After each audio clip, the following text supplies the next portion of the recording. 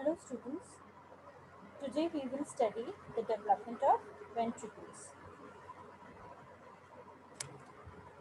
So in this our specific learning objectives are that you should be able to describe the development of the septum intermedium, you should be able to describe the development of atrioventricular valves, you should be able to describe the development of ventricles and also the development of interventricular septum and the aorticopulmonary septum, and then you should be able to describe the anomalies related to all the above mentioned topics. So firstly we'll start with the formation of septum in the atrioventricular canal. So this is a heart tube as you can see over here. Now at the end of fourth week there is outgrowth, that is two mesenchymal cushions which are nothing but neural crest cells derivatives. They appear in the dorsal and the ventral, or you can say anterior or the posterior wall of the atrioventricular canal. So these are known as dorsal endocardial cushions and the ventral endocardial cushions. So, in addition to the anterior and posterior endocardial cushions, there are two lateral atrioventricular cushions as well, that is the right and the left atrioventricular cushions, which appear on the right and the left borders of the atrioventricular canal. So, this is a atrioventricular canal, and there is a dorsal and a ventral, and right and the left cushions.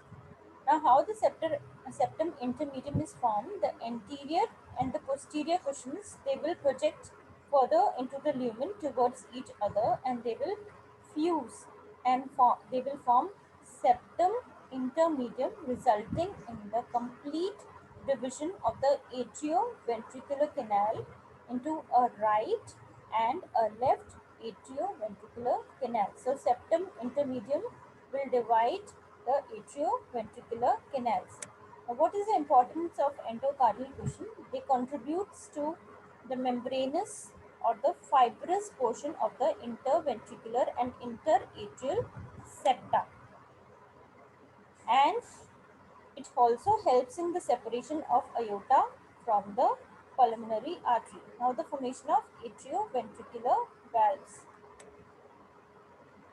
Now the atrioventricular valves, they begin to form from fifth and eighth weeks, and they are thought to arise from the proliferation and differentiation of the adjacent endocardial cushions.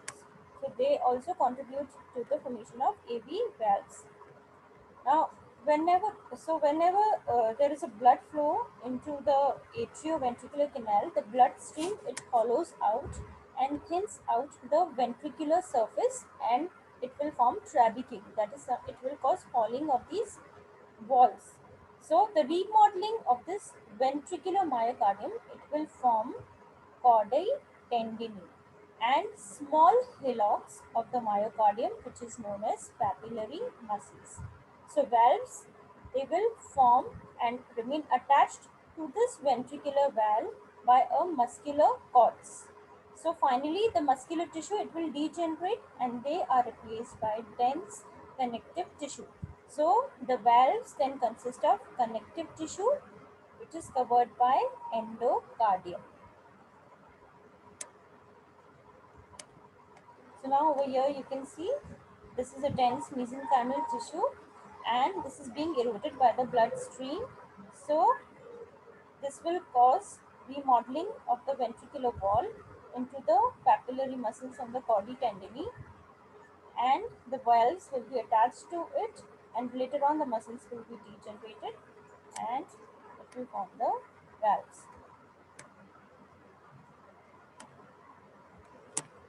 Now the development of the ventricles.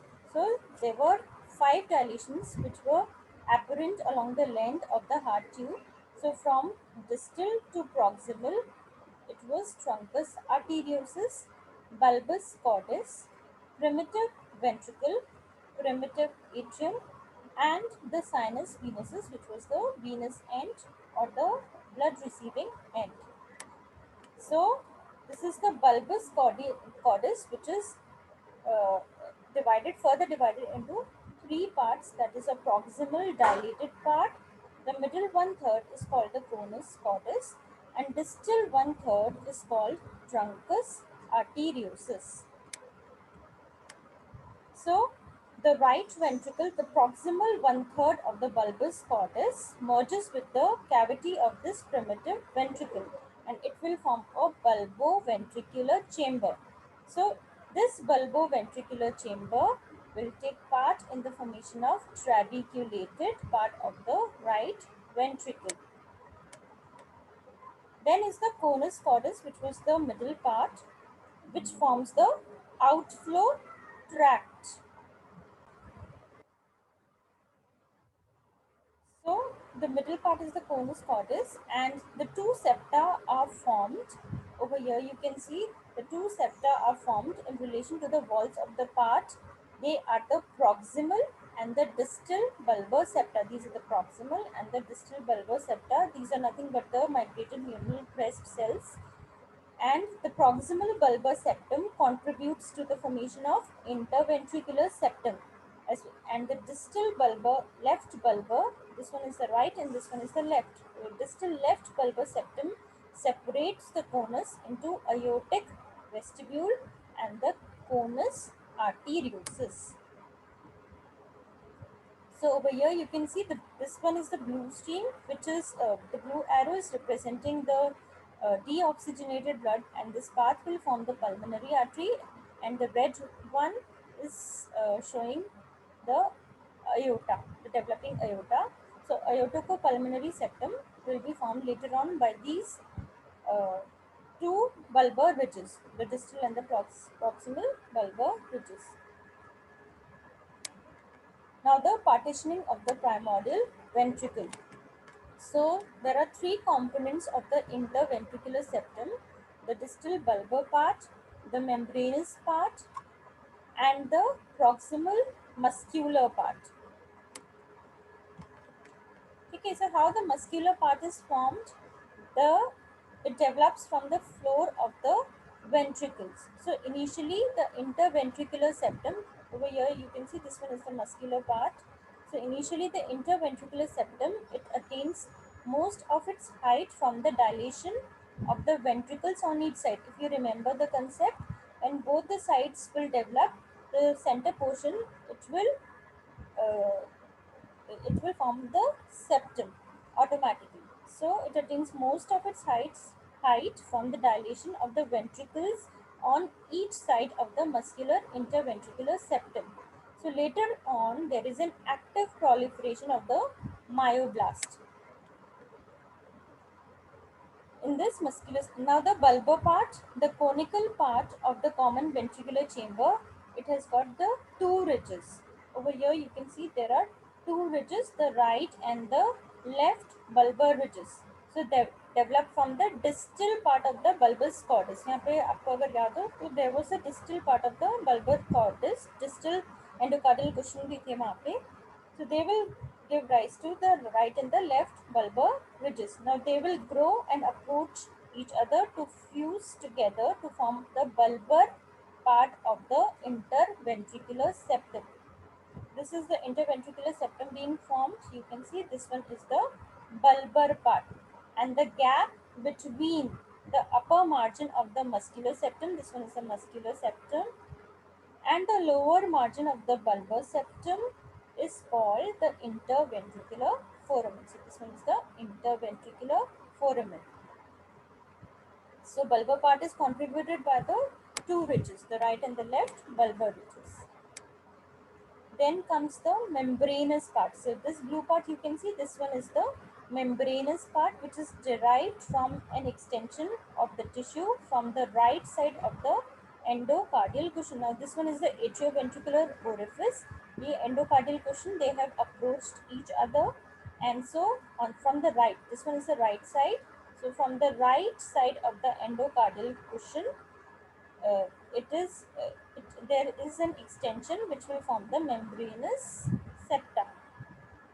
Now this tissue, this membranous part will merge with the aorticopulmonary septum, and a thick muscular part of IV septum. So this was the muscular part, this one is the membranous part, and this was the bulbar part. So after the closure of the interventricular septum, the pulmonary trunk is in communication with the right ventricle. So this one is the right ventricle being shown over here.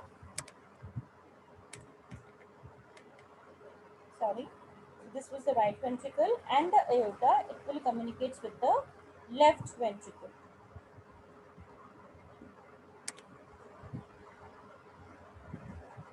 So ventricular septal defects. So most common type of the congenital heart disease are the ventricular septal defects, and various causes maybe there may be deficient development of the proximal कोनोट्रंकल swellings. जहाँ पे जो proximal कोनोट्रंकल swelling थी या तो वो develop नहीं हो. There is failure of muscular and membranous ventricular septa to fuse. Ventricular जो septa है membranous part and muscular part वो ही fuse ना हो. Or there is a failure of dorsal and ventral endocardial cushions to fuse, or there may be insufficient development of interventricular muscular septum. So whatever the origin of a ventricular septal defect, its most serious consequence is the left to right shunt of the blood. So there may be increased right ventricular hypertrophy, increased blood in the pulmonary circulation, and it may cause pulmonary hypertension in the kids. So how the formation of ventricles is there? The inflow or the rough or the trabeculated parts of the both the ventricles, they are formed by the corresponding parts of primitive ventricle. Now the infundibulum of the right ventricle and the aortic vestibule of the left ventricle are formed by middle one third of the bulbous cordis. Infundibulum is the outflow part. ठीक है, जहाँ से हमारी pulmonary artery निकलेगी.